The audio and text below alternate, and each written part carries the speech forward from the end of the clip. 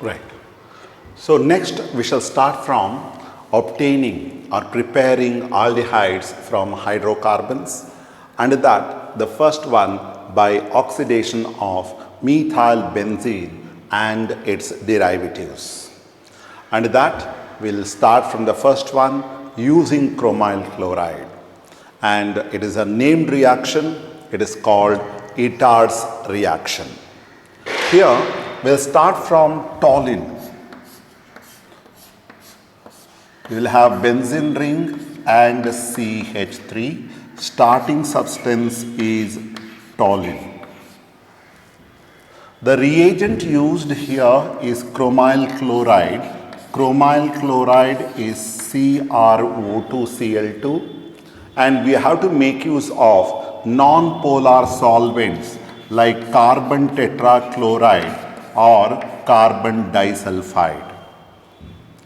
In the beginning, there will be formation of intermediate chromium complex, which I'll represent it like this. So you will have CH, and two hydrogens are replaced by this group. I'll have O, thereafter it is Cr, then you will have OH, then you will have Cl2. Same way, the other hydrogen atom is also replaced by the same OCROHCl2. So whatever is formed here is intermediate chromium complex. Now this intermediate chromium complex, you will subject it to hydrolysis in acidic medium. When you hydrolyze it, the product obtained would be benzaldehyde. So, using Itard's reaction, it is possible to oxidize toluene and its derivatives into respective aldehyde. The reagent used is chromyl chloride. Solvent used is either carbon tetrachloride or carbon disulfide.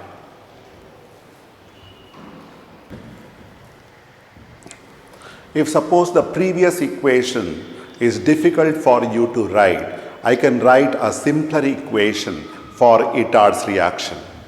That equation can be written like this. We start from toluene. I'll consider two nascent oxygen. Reaction is carried out in the presence of chromyl chloride, in presence of carbon disulfide or carbon tetrachloride. This has to result in the formation of benzaldehyde, benzene ring with CHO, benzaldehyde plus water. This way also you can write the equation for Itard's reaction.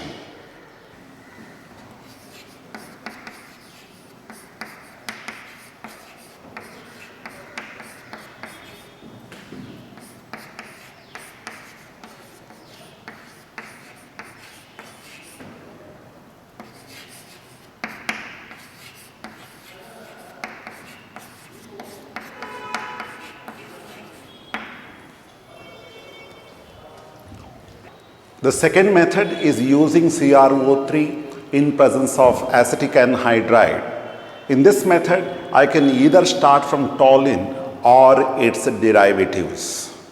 We shall start with the equation. I'll start from toluene.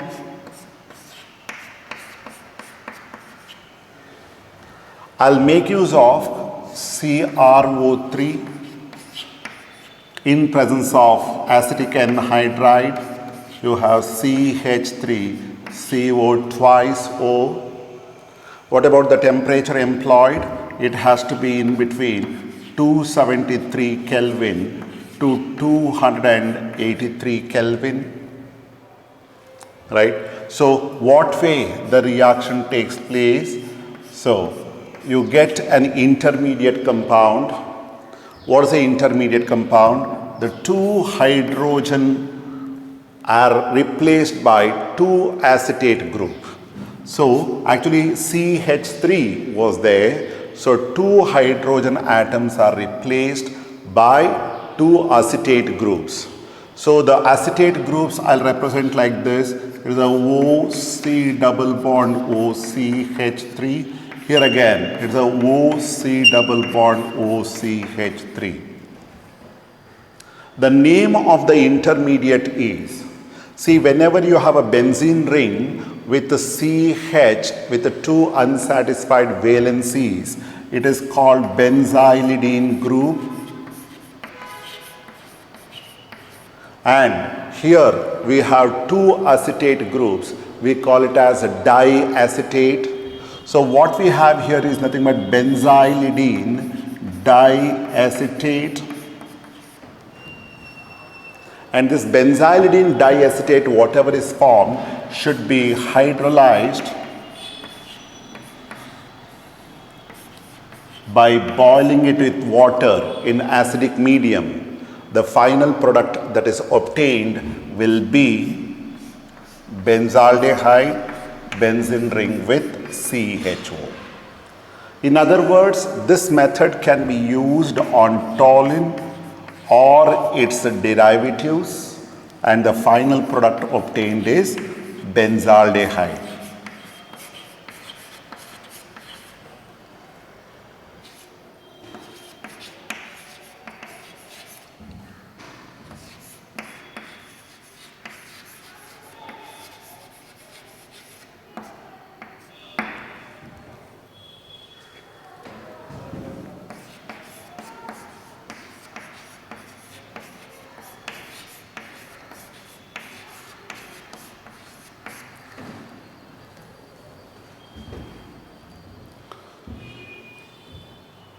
Yes, the next method is by side chain chlorination followed by hydrolysis, and this is a method of producing benzaldehyde in commercial scale. And this particular reaction you have already come across under haloalkane and haloarine chapter. It is just the revision of whatever you studied in that particular chapter. So I'll start from toluene, and for side chain chlorination we should make use of boiling toluene. I will make use of 2 moles of chlorine. The reaction has to be carried out in presence of sunlight and in the absence of halogen carriers, and under these conditions, side chain chlorination takes place. Now 2 hydrogen atoms I am replacing by 2 chlorine atoms. So during the process 2 moles of HCl are removed, and the product obtained here can be represented like this. You have a CH3. I have 2 hydrogens are replaced by 2 chloro groups. Right? So what about the product formed? You know that this product formed is called benzyl chloride. Now this benzyl chloride should be subjected to hydrolysis at around 373 Kelvin. What happens initially? Both the chloro groups are replaced by OH groups. So what we get is this compound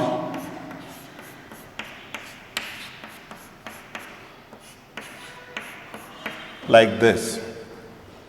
And this is an unstable compound. So to get stability, to attain stability, this bond gets shifted here. So OH group goes out as OH minus. Or in other words, water molecule is removed, and the product that I am going to get will be this. You have a benzene ring, and then you will have CHO. So finally, what is obtained is benzaldehyde.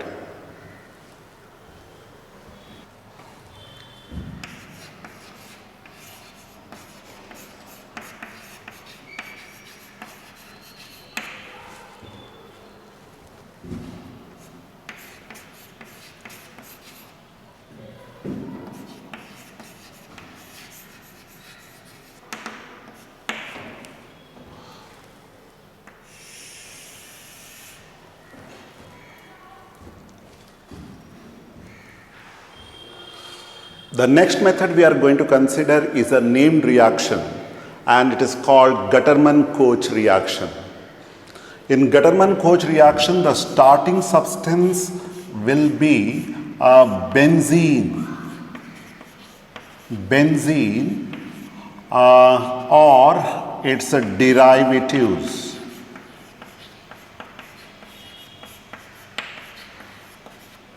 So this benzene or its derivatives should be treated with, there is a carbon monoxide in presence of HCl, and reaction has to be carried out in presence of anhydrous aluminum chloride or cuprous chloride.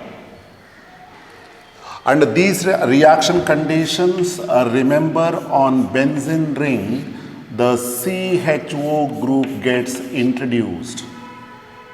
So the product obtained is nothing but a benzaldehyde, or I can get substituted benzaldehyde. In this case, the starting substance benzene is not substituted. That's why the product obtained is benzaldehyde.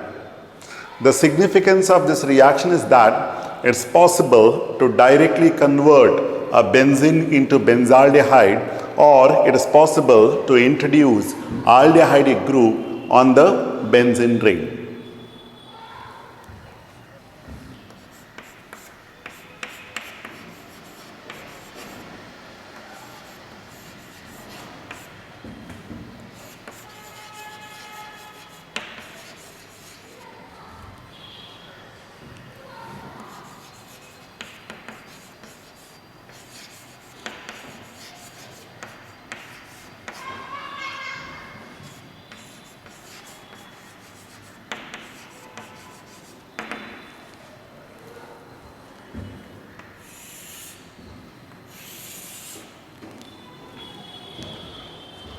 Next, we shall consider the methods of preparation to prepare exclusively only ketones. The first method is starting from acyl chlorides. The other reagent used here is dialkyl cadmium. Acyl chloride, I represent it like this. Let us say R dash C double bond O Cl.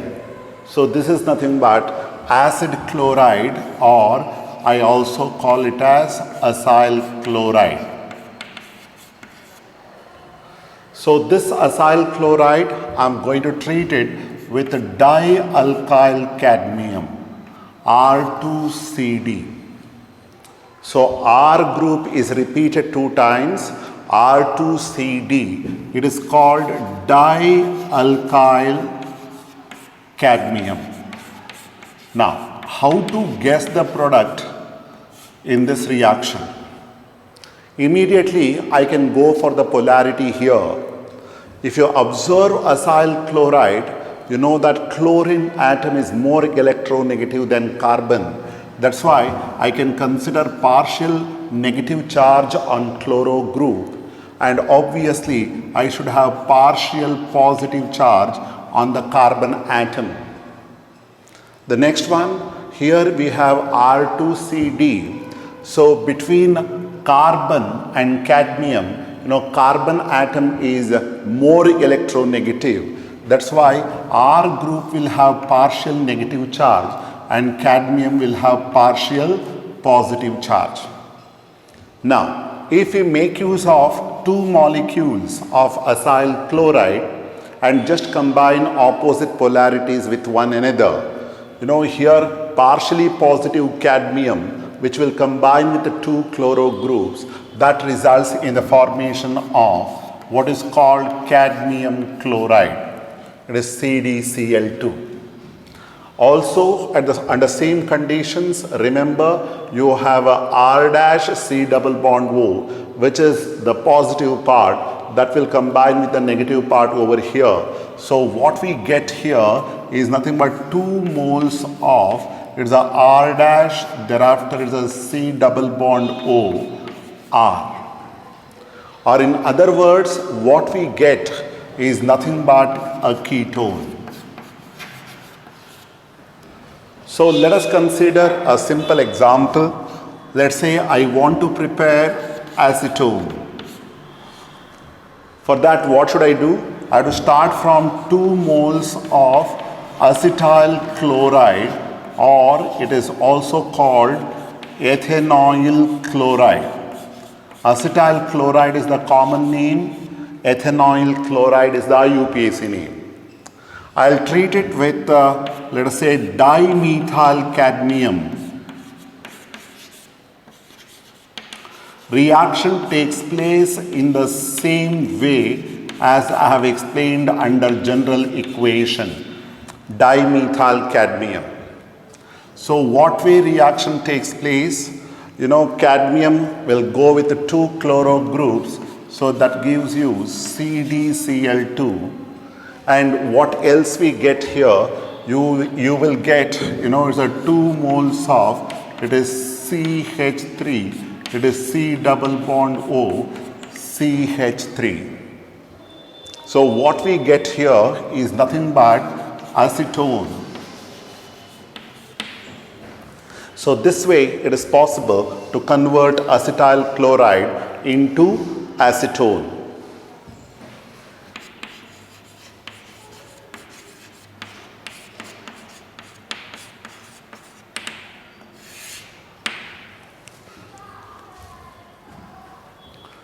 So next one is starting from nitriles. I'll consider a specific example. I'll start from ethyl cyanide, or it is also called propane nitrile. Propane nitrile is the IUPAC name, and ethyl cyanide is the common name.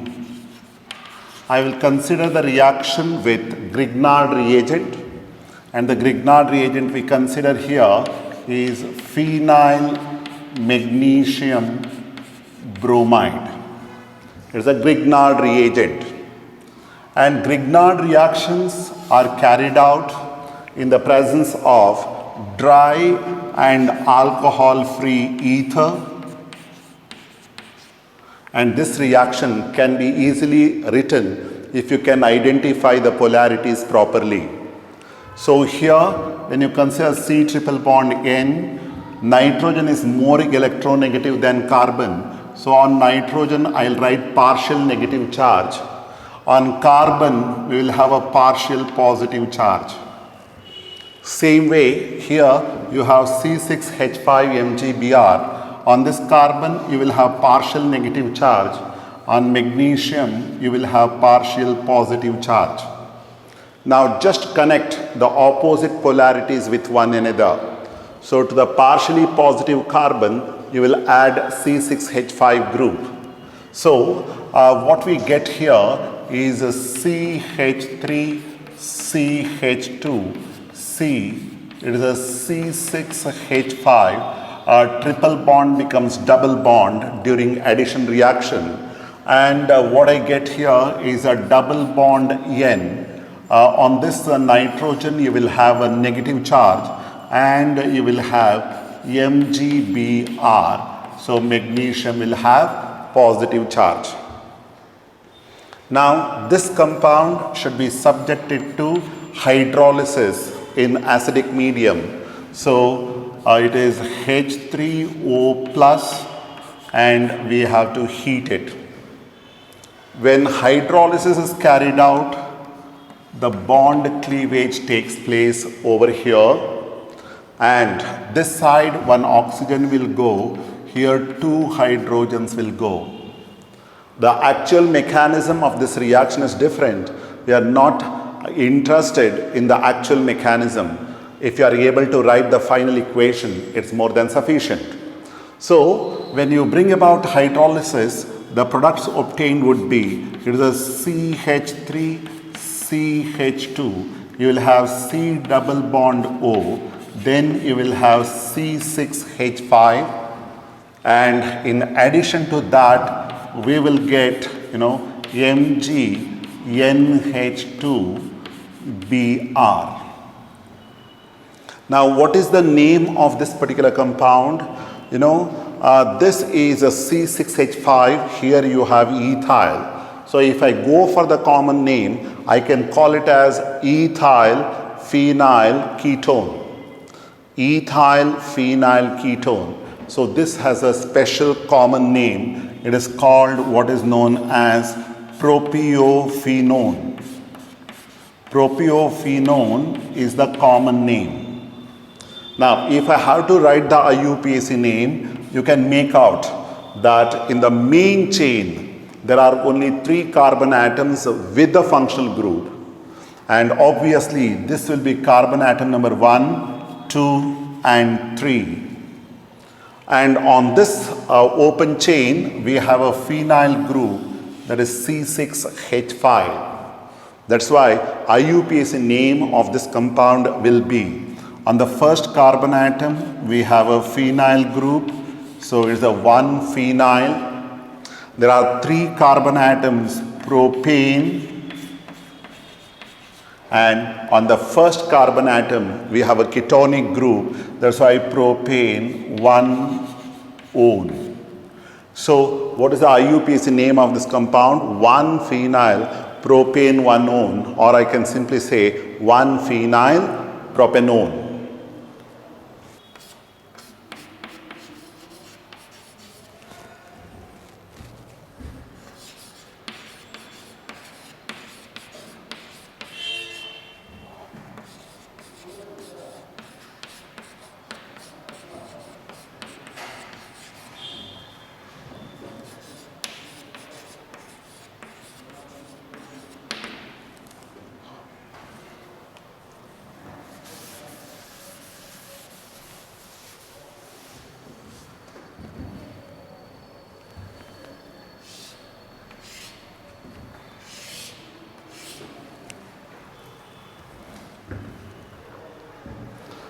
So, the last method of preparation is starting from benzene or substituted benzene. In fact, it is a named reaction. It is called Friedel-Crafts acylation.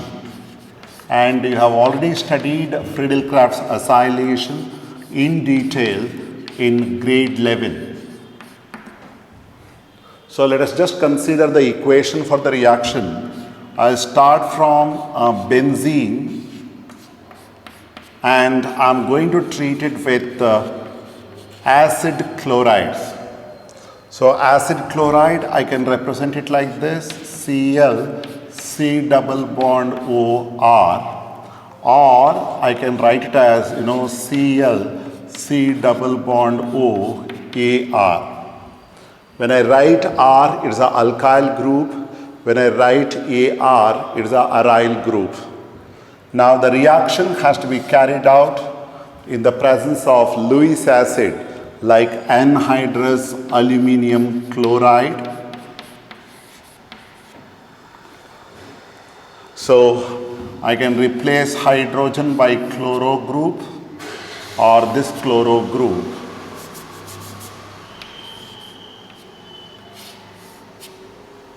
So, the respective product that we get would be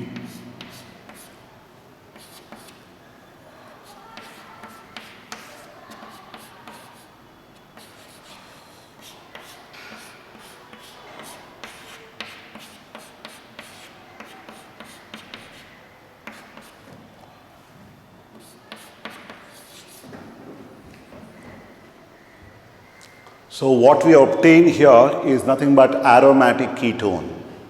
For example, I start from benzene and I'll treat it with, let us say, acetyl chloride. Reaction is carried out in the presence of anhydrous aluminium chloride. So hydrogen will go from here, chloro group will go from this side. So the product obtained here will be a benzene ring, and thereafter it is a C double bond O, CH3. In addition to that, what we get is HCl.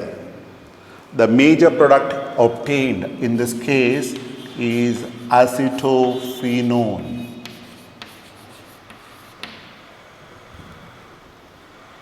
In today's class, we shall start from physical properties of aldehydes and ketones.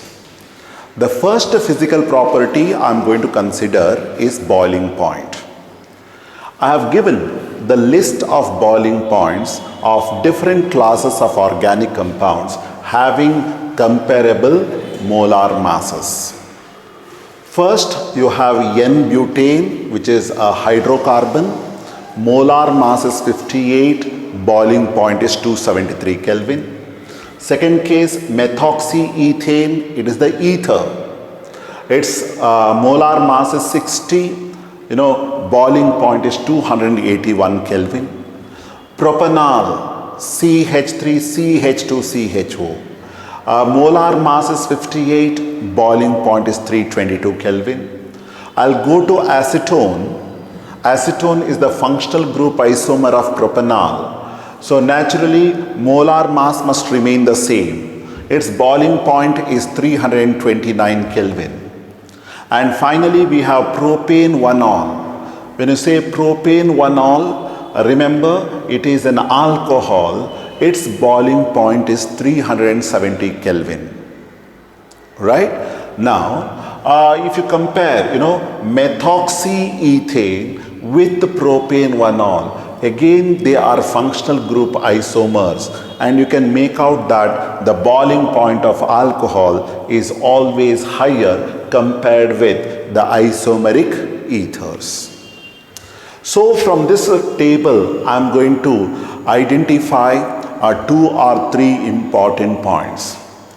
What is the first important point? The boiling points of aldehydes and ketones are higher than those of hydrocarbons of comparable molar masses. So I am comparing these 3 substances. Their molar masses are the same. What is observed? The boiling point of aldehyde is 322 Kelvin. That of ketone is 329 Kelvin, which is greater than the boiling point of the hydrocarbon having comparable molar mass. It is 273 Kelvin. The question is, what is the reason for this? You have N-butane. Let us say I am going to represent N-butane molecule here. It is a non-polar molecule. So what I have considered here are N-butane molecules. They are non-polar molecules, and between non-polar molecules we have the weakest London forces or dispersion forces. On the other hand, when I go for propanol or acetone, for example, I'll represent acetone. It is CH3 C double bond O. Here I have CH3. This is one molecule of acetone. So on oxygen you have a partial negative charge. On carbon we have partial positive charge. Same way here, I'll have CH3, it is C, you have CH3 and then double bond O. So on oxygen we have a partial negative charge, on carbon we should have a partial positive charge. Now, these ketone molecules are polar in nature. You have a partial negative charge on oxygen and partial positive charge on carbonyl carbon. Now, these molecules are held together by relatively stronger dipole-dipole interactions. That is why more energy is required to separate aldehyde or ketone molecules from one another when compared with energy required to separate the hydrocarbon molecules of comparable molar masses. That is why aldehydes and ketones have higher boiling points than hydrocarbons of comparable molar masses. So, what all the points you need to write? Hydrocarbon molecules being non-polar are held together by the weakest London forces or dispersion forces. On the other hand, aldehyde or ketone molecules being polar are held together by relatively stronger dipole-dipole interactions. Hence, more energy is required to separate aldehyde molecules or ketone molecules when compared with hydrocarbon molecules. That is why aldehydes and ketones have higher boiling points than hydrocarbons of comparable molar masses. So this is point number 1. I'll move over to point number 2. In point number 2, what I do is I will compare the boiling points of aldehydes and ketones with alcohols of comparable molar masses. Here the molar masses are 58 and 58, while that of alcohol is 60. So molar masses are comparable. What's your observation? You know, alcohol molecules have higher boiling points when compared with those of aldehydes or ketones. Now, what is the reason for that? For aldehydes and ketones, I told you, being polar, they are held together by relatively weaker dipole-dipole interactions. On the other hand, when I consider propanol, so when I say propanol, I can represent it like this. It is a CH2, CH2, CH3. It is single bond OH. This is one molecule of propane-1-ol. I'll consider one more molecule of the same. It is a O single bond H. It is CH2, CH2, CH3. And you know that the two molecules of propane-1-ol are held together by relatively stronger intermolecular hydrogen bonding. That is why you need more amount of energy to separate alcohol molecules from one another when compared with energy required to separate aldehyde or ketone molecules from one another.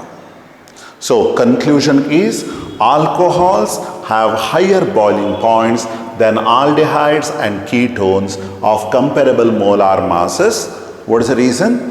Alcohol molecules are associated through stable intermolecular hydrogen bonding, while aldehyde or ketone molecules are held together by relatively weaker dipole-dipole interactions. And we know hydrogen bonding is the strongest among the dipole-dipole interactions. Hence, more energy is required to separate alcohol molecules when compared with separating aldehyde or ketone molecules.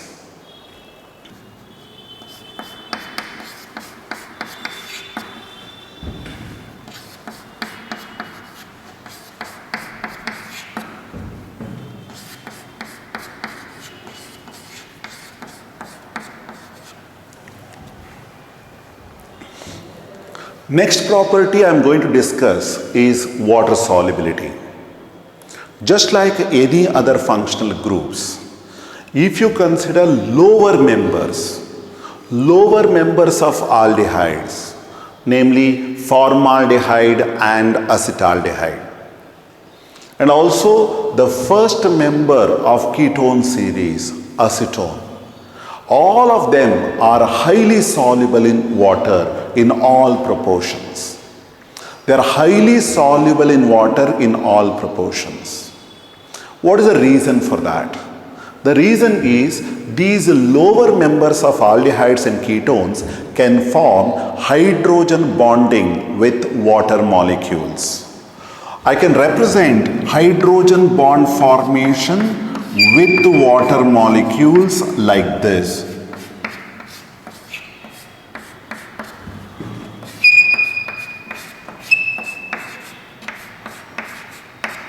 So I have considered aldehyde or ketone molecules here.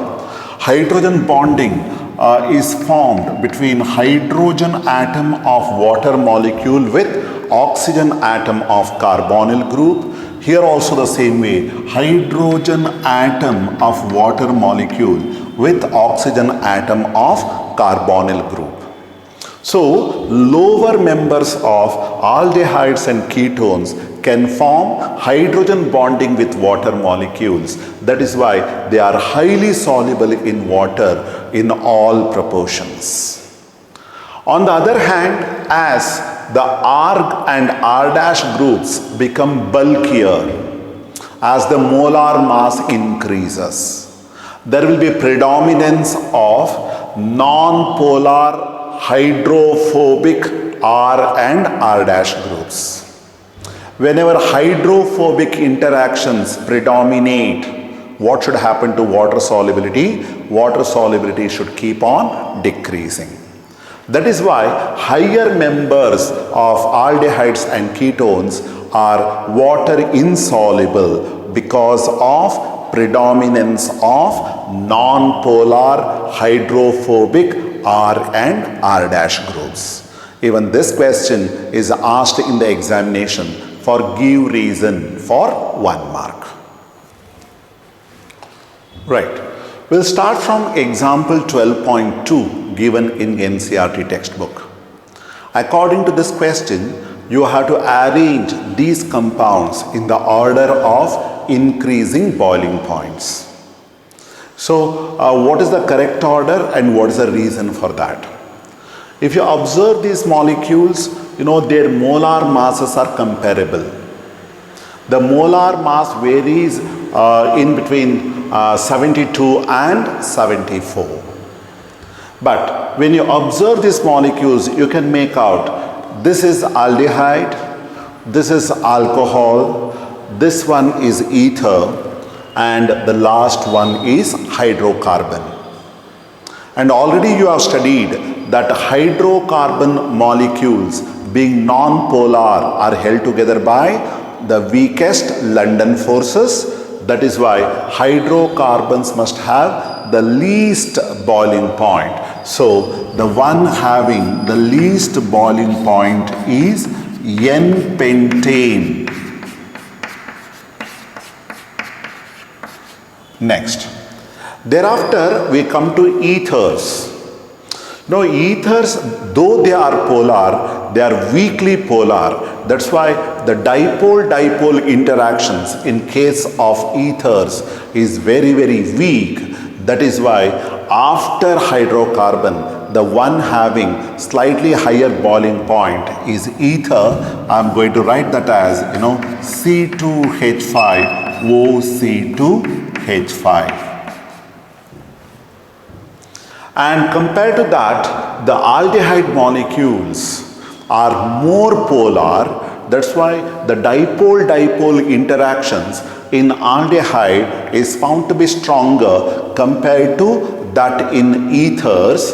That is why after ethers, the one having higher boiling point will be aldehyde. So CH3, CH2, CH2, CHO. And in today's class, you have studied that alcohols will always have higher boiling points than aldehydes due to intermolecular hydrogen bonding. That is why the one having the highest boiling point among the given compounds is the alcohol. So that's why this is the order of increasing boiling points among the various compounds given.